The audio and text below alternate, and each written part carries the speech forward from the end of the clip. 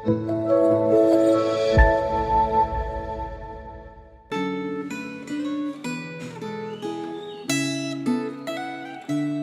jemaat yang kasih dalam Tuhan, mari saya mengajak kita untuk berdoa sebelum kita akan merenungkan dan merefleksikan gema firman Tuhan pada hari ini. Kita berdoa.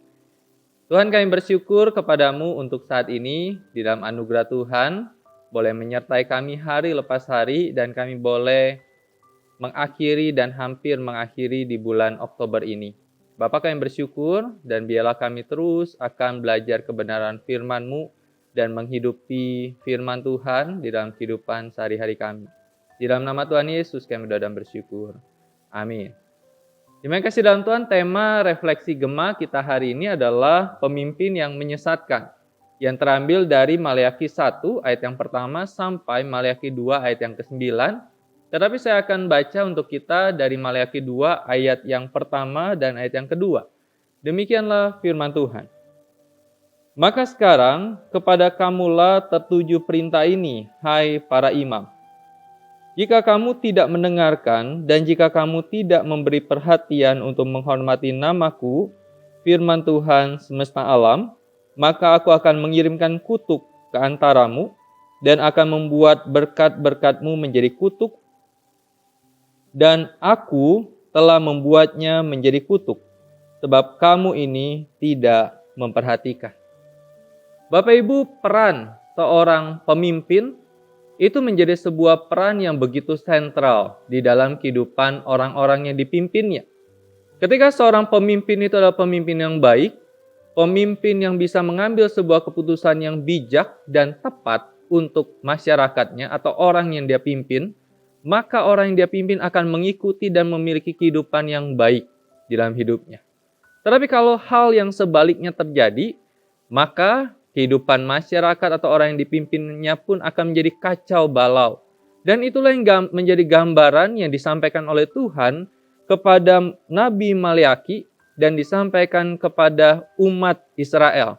Secara khusus para pemimpin Israel, yang lebih secara khusus adalah kepada para imam yang memimpin kehidupan bangsa Israel pada waktu itu. Kita tahu bagaimana para imam pada waktu itu.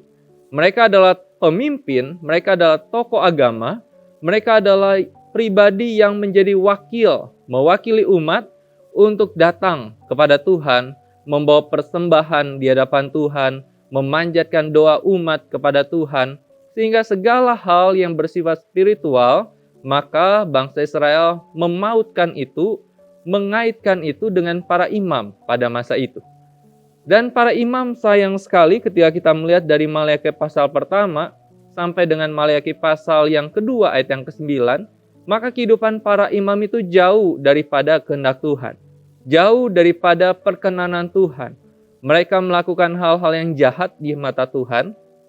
Mereka melakukan hal-hal yang berdosa di mata Tuhan.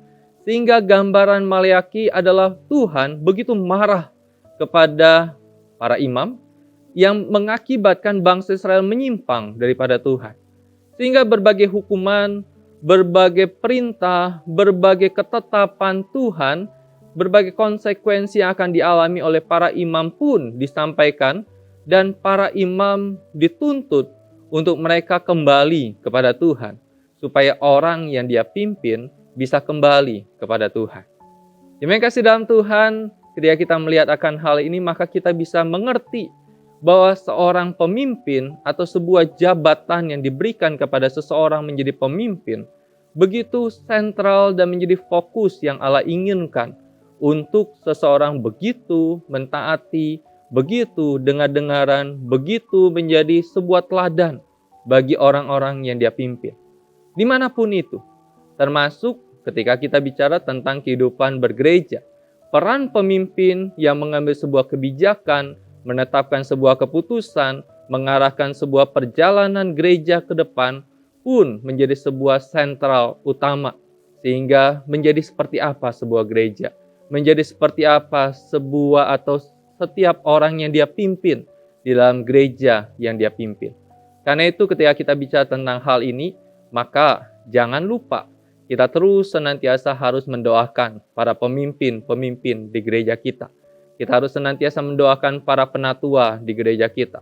Kita harus mendoakan para gembala di gereja kita masing-masing. Kita mendoakan para hamba Tuhan, para pengurus, sehingga setiap mereka yang dipercayakan menjadi pemimpin atas gereja, maka mereka senantiasa harus takut akan Tuhan, sehingga mereka dengar-dengaran akan kehendak Tuhan, mereka dengar-dengaran akan apa yang menjadi maksud Tuhan untuk mereka lakukan.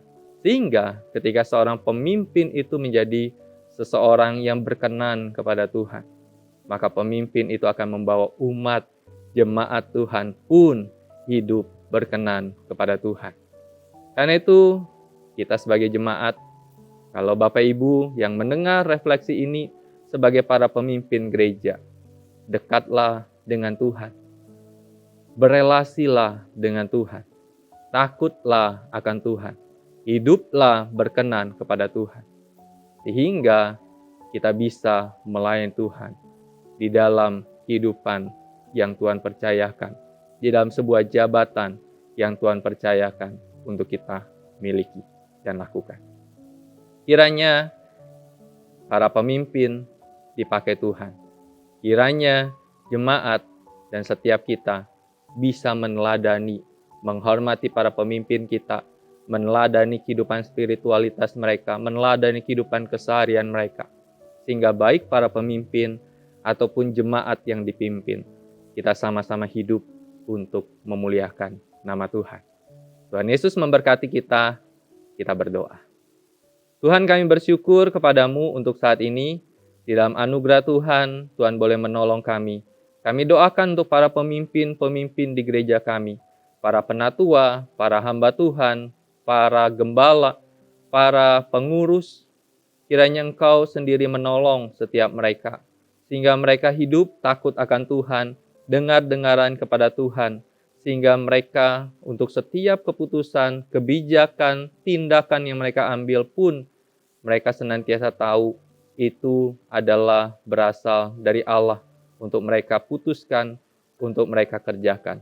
Terima kasih Bapa, dan biarlah setiap kami jemaat Tuhan terus mendoakan, terus mendukung, terus juga mengingatkan para pemimpin kami, supaya kami hidup tunduk kepada Tuhan melalui setiap kebijakan yang diambil berdasarkan pada takut akan Tuhan. Terima kasih Tuhan, berkati setiap kami. Di dalam nama Tuhan Yesus kami berdoa dan bersyukur. Amin. Senantiasa jaga iman kita, senantiasa jaga imun kita. Tuhan Yesus memberkati kita.